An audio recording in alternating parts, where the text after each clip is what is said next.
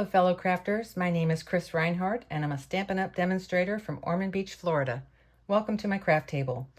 Today we're going to be making a card using a simple layout that can be adapted to any DSP or stamp sets that you have in your stash.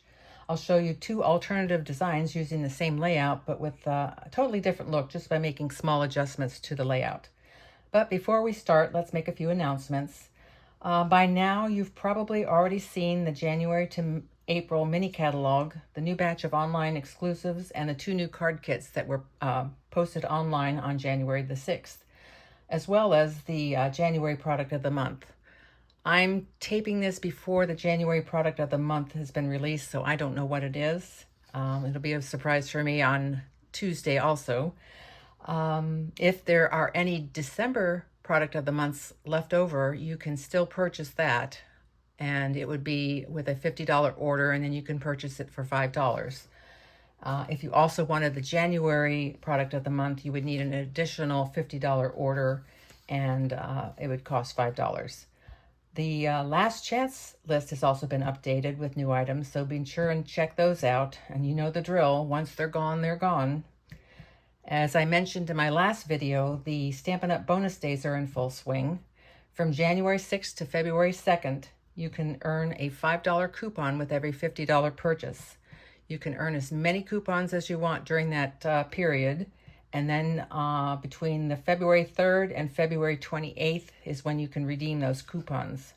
So stock up on items that you need for supplies like cardstock, trimmer blades, things like that, along with some of the new products, and earn an additional $5 for every $50 that you purchase. Lastly, if you haven't already subscribed to my channel, I'd love for you to hit the subscribe button and give me a thumbs up. I'm a new YouTuber, so any help I can get to get my videos out there would be appreciated. Also, you can hit the bell so you'll be notified whenever I do post a video. I plan on posting my videos every Monday, so if you hit the bell, you'll be notified as soon as I get those posted.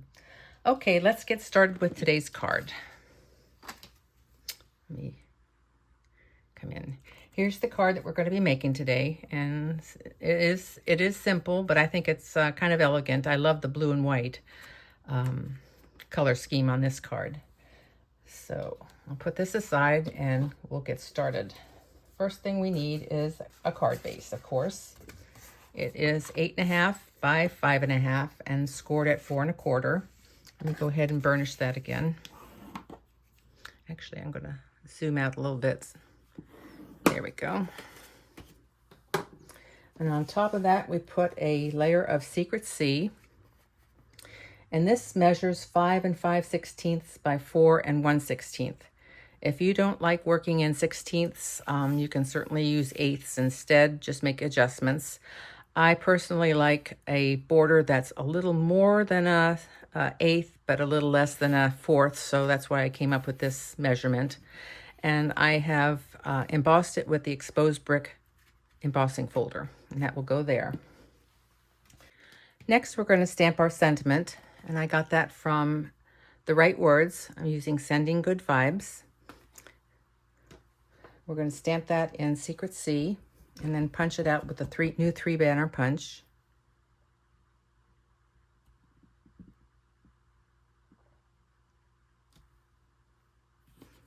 I got a little bit of a line there, but I think the punch will probably get that out. And you take your punch, slide it in there. Oops. And punch hard with 2 hands. And there we go. We've got our sentiment. Wash off my stamp.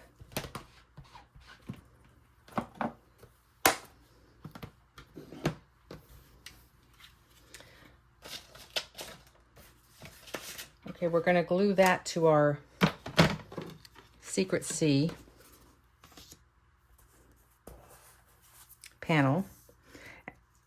Actually, I think we're going to use dimensionals on that. So let me get my dimensionals.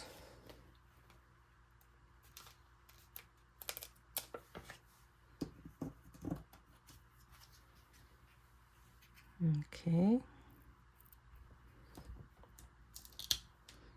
Just need 2 of them there.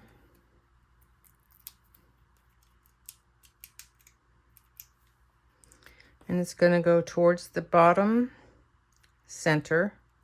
And I like to take a look at it before I press down, and that looks pretty good. Okay.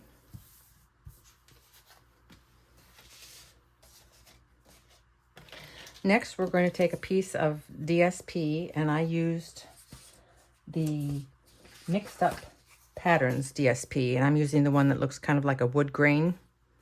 And we're going to glue that on the card right above the sentiment strip. This is a really good pack of DSP. It's got just a variety of kind of plain DSP patterns that you can use for backgrounds, and when you want something just a little muted, not too loud. There we go. Next, we're going to stamp 3 of the vases from the Mixed Petals. Let me get that for you. We're going to stamp 3 of these in Secret Sea. And I want to show you what I did the other day. I accidentally put the stamp on backwards on my acrylic block, and it did a plain vase, which sometimes you may want instead of the polka dot one, but I want polka dots for this one. But that's a good thing to keep in mind, that you can actually get that look. Okay. Again, I want to use my pad.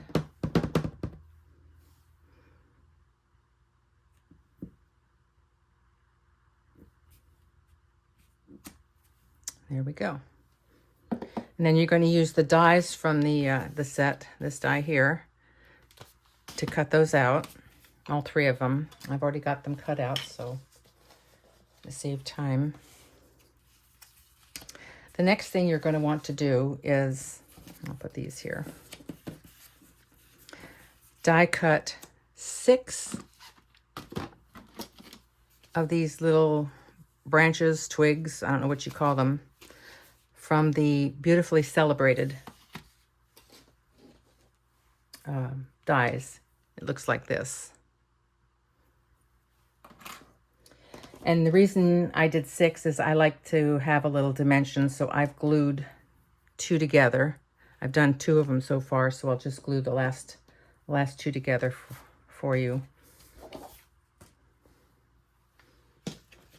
I'll use my silicone mat. Better close up my ink too before I get my hands in it. So you just need a few dots of glue, strategically placed. Don't need to do the whole thing.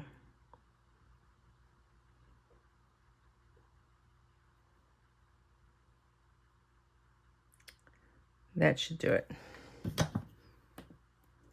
I probably need one on the top. I didn't do the top one. There we go.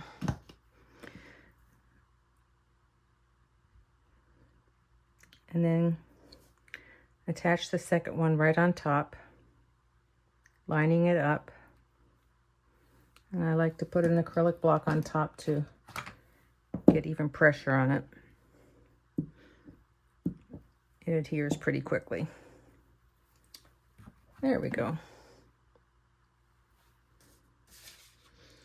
Now we're going to glue the vases to the DSP.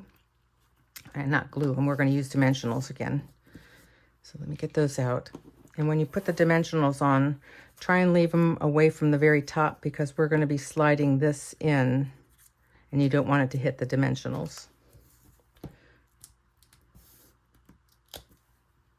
So I just put 2 on each one, like that.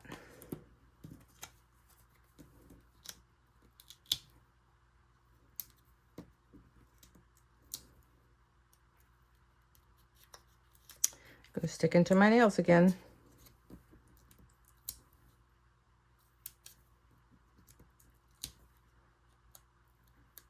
And then what I do is I put the center one on first, and then I can space the other ones evenly. It's easier for me to do it that way.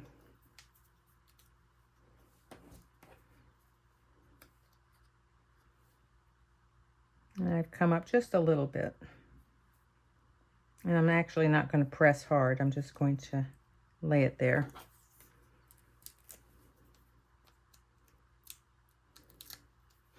You'll see in the other cards that I show you later on, the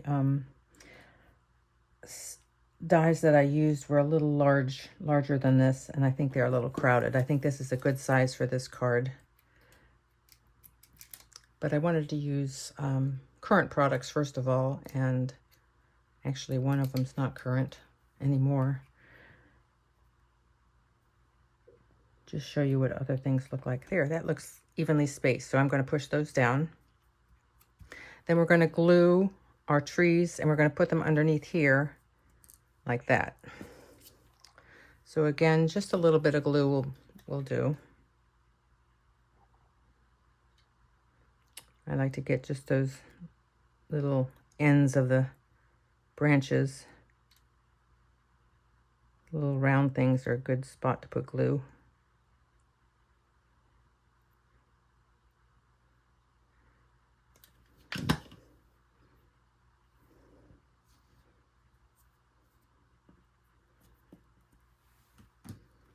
Put my block on top of that while it's drying. Do the next one. Hope everybody had a happy new year and we're settled into 2026. I can't believe it's already 2026. Before you know it, January will be over. Time flies when you're older.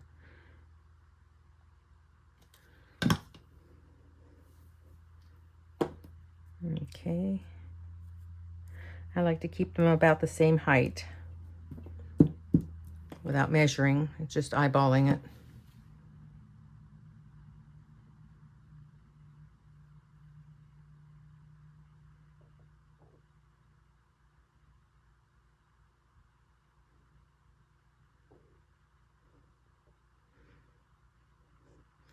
It's been pretty cold here in Florida lately. I decided to make a pot of beef barley soup today, and now, of course, it's going to be in the mid-70s, but I'd already planned this, so we're having soup, whether we need it or not. Here we go. So our card front is ready, and it's ready to go on top of the card. So just glue that.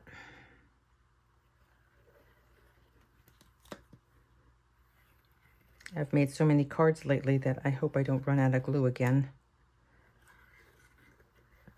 I just bought another glue gun that was made by another company. It's on its way. I'm anxious to see how that one works compared to this one.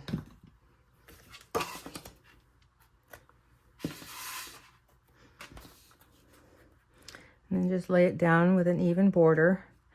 If you look at all three sides, usually the fourth side lines up equally as well.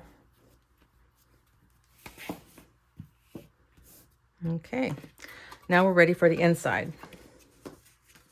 And the inside is a layer of Secret Sea and then a white layer. The Secret Sea is 5 1/4 by 4. And before I glue that down, I found a stamp that's from a retired set that I really liked, and I thought this would be good here. But you could also stamp one of the vases here, or any other stamp that you'd like. But I really like this little corner die from the Spring Corner set. So I decided, I hadn't used it yet, so I decided to use that here. I thought it was a clean and simple stamp to go with my clean and simple card. So I'm stamping that in Secret Sea.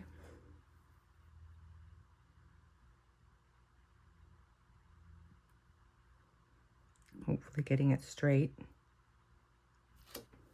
Yes. And I also stamped that on my envelope, so let's do that while it's out.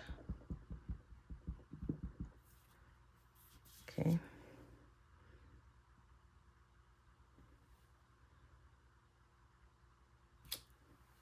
There, it's a nice touch on the envelope.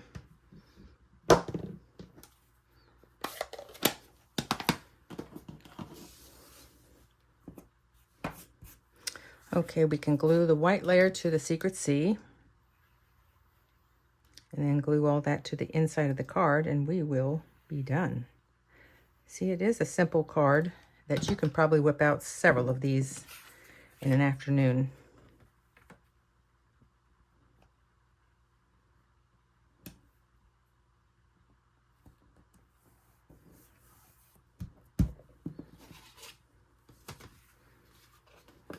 Okay.